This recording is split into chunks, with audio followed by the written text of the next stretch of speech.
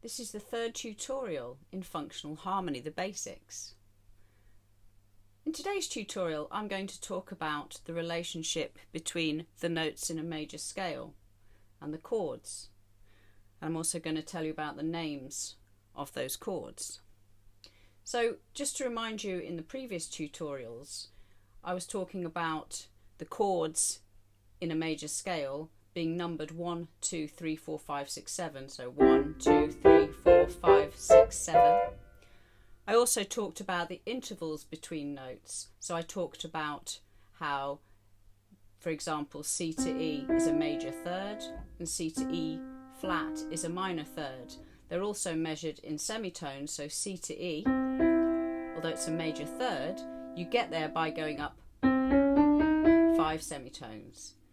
So that can be quite confusing because the interval is clearly a different number to the amount of semitones that you have to go up to arrive there.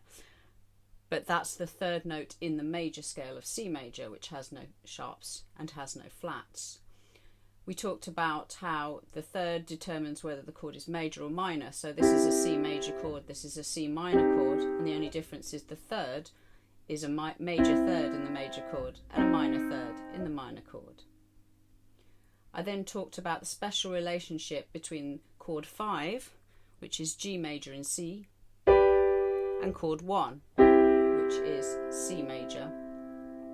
Talked about why that might be, how it related to physics, how it could also be that you've heard a lot of Western classical music or just Western music, which has a lot of those two chords in them. The way that we call that a cadence, how a cadence is the end of a phrase or an end of a sentence. So you often get this.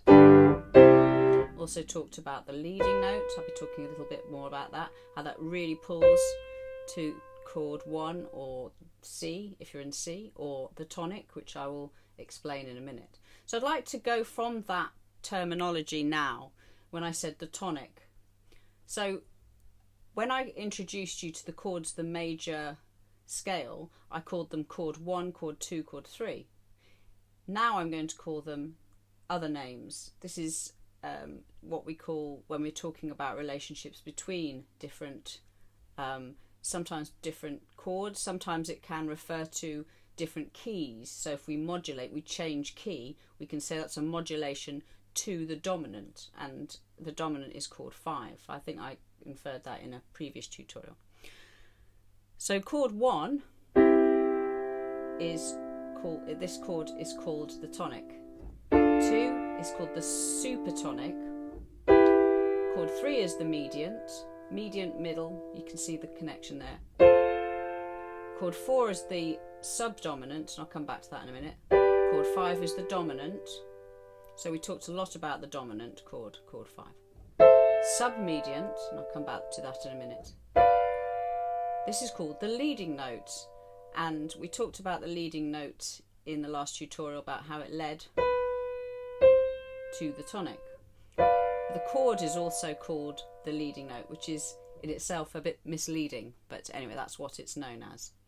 So I was going to come back to the subdominant. So the dominant is 5 notes, a fifth higher than the tonic.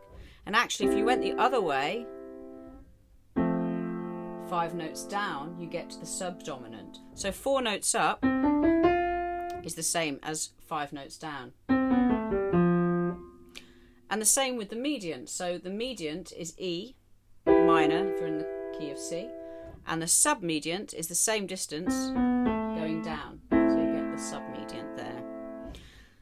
So those terminologies, that those names are really useful when you're talking about relationships between certain chords. You might refer to the dominant resolving to the tonic. You might say it goes to the subdominant. Very useful when you're talking about modulating to different keys. Also, sometimes we talk in those terms when we're talking in different keys. So for example, if you're taking an ensemble and you have transposing instruments in different keys, you can just talk about relationships between keys rather than go, oh, you're in this key, you're in this key, which can be very, very confusing. So the dominant resolving to the tonic is chord 5. And if I add a 7th, so this is the root, 3rd, 5th and the 7th, we get the dominant 7th.